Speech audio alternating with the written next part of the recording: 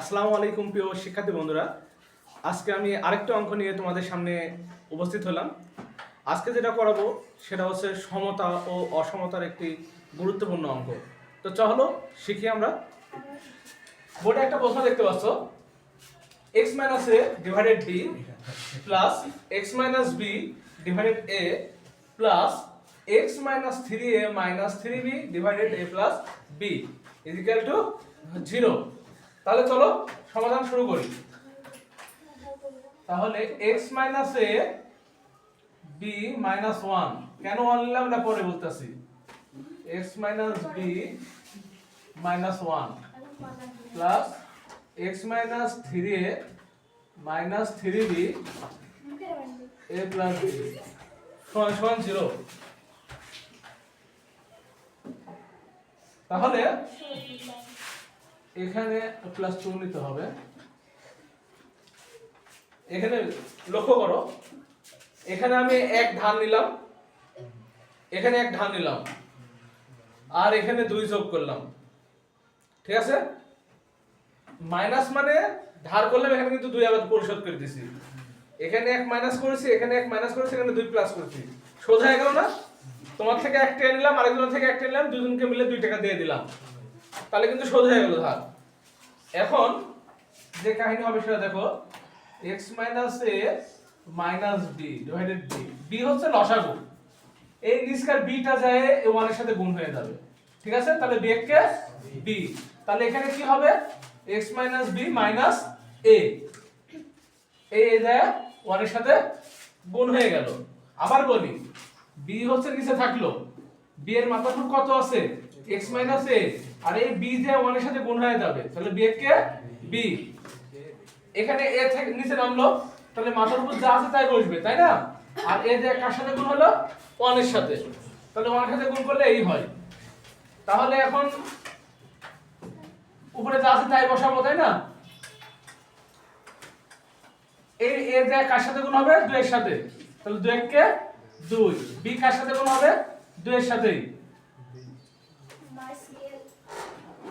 a plus b equal to 0। কি করলাম এখানে, a প্লাস b নিচে বসে গেল, উপরে যা ছিল তাই লিখলাম। a যায় 2 এর সাথে গুণ হলো, b যায় 2 এর সাথে গুণ হলো, তাই না? এখন x - a - b যা আছে তাই এখানে সাজাই লিখবো শুধু। এখন x - a - b সমান a plus b equal to 0।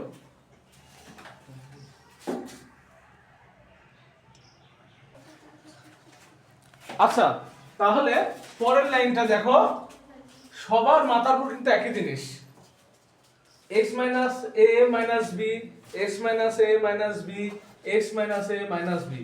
এখন প্রশ্ন করতে পারো, এই দুটি ঠিক ছিল মাইনে নিলাম, কিন্তু এগুলো থেকে আবার এটা কিভাবে আসলো? স্বাভাবিক ব্যাপার, x করতে x, এখানে কত আছে 3a, আর এখানে প্লাস 2a, তাহলে মাইনাস 3a থেকে প্লাস 2a বাদ দিলে একটা a, 3 এর থেকে 2 বাদ দিলে আবার 3b থেকে 2b বাদ দিলে একটা b, তাহলে সবার মাথার উপর একই জিনিস, তাই না? তাহলে এখন আমি কমন নিব, কমন মানে মাথা থেকে সব নামাই নিব, x - a - b, এখানে থাকবে 1/b 1/a 1/a plus b equal to 0। দেখো সবার মাথার উপর থেকে নেমে আসলো, x - a - b নামে আসলো, এখান থেকে নেমে আসলো, এখান থেকে নেমে আসলো। যদি সব জায়গা থেকে নেমে আসে, তাহলে সবার মাথার উপর কি 1 হবে, এটাই স্বাভাবিক, যেহেতু সব নেমে আসতেছে। কিন্তু লিখতে হবে এখন আমাদের, কিন্তু 1/b plus 1/a plus 1/a plus b equal to not 0, অর্থাৎ এটা সমান কখনো 0 হতে পারে না। ঠিক আছে, এটা সমান কখনোই 0 হবে না। তাহলে 0 কোনটা সমান হবে? x - a - b সমান 0। অতএব x - a - b সমান 0, বা x রেখে দিলাম, এবার এর আগে কি আছে মাইনাস, এবার তো কি হবে প্লাস, b এর আগে কি আছে মাইনাস, এবার তো কি হবে প্লাস b। তাহলে x সমান কি পেলাম a প্লাস b, এটাই অ্যান্সার।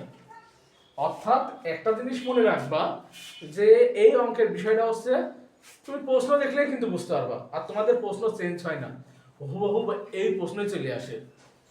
এরকম প্রশ্ন দেখলে এখানে 1 মাইনাস করবে, এখানে 1 মাইনাস করবে, আর এখানে 2 প্লাস করবে, করার পরে এই b যায় 1 এর সাথে গুণ হবে, a যায় 1 এর সাথে গুণ হবে, এই a যায় 2 এর সাথে গুণ হবে, b ও যায় 2 এর সাথে গুণ হবে। এখন এর মাথার পুরো যা ছিল তাই বসাইছি, এর মাথার পুরো যা ছিল তাই বসাইছি, শুধু সাদাই লিখেছি। এটা কাকে নিছি, বিটা পরে নিছি। আচ্ছা এই জায়গা x করতে x বসাইছি, 3a থেকে 2a বাদ দিছি, একটা a হইছে, 3b থেকে 2b বাদ দিছি, একটা b হইছে। এখন সবার মাথার উপর একই জিনিস বিধায় আমি কমন নিছি, x - a x - a - b, এটা কমন নিছি। তাহলে সব জায়গা থেকে কমন মানে সব জায়গা থেকে চলে আসা। তাহলে থাকলো কি 1/b 1/a 1/a + b। কেন 1 আসলো উপরে? কারণ আমি এটাকে কমন নিয়ে নিছি। কিন্তু মাথার উপর 1 এ থাকলে 1 থাকলে এটা সমান 0 কখনো সম্ভব নয়, এজন্য লিখে দিয়েছি নট 0, এটা সমান 0 হয় না। তাহলে 0 হবে হচ্ছে আগেরটা সমান 0। তাহলে x বাম সাইডে থাকে আর বাদ বাকিগুলোকে ডান সাইডে নিয়ে যেতে হয়, আর ডান সাইডে গেলে মাইনাস থাকলে প্লাস হয়, প্লাস থাকলে মাইনাস হয়।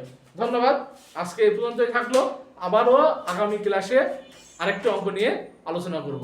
ধন্যবাদ।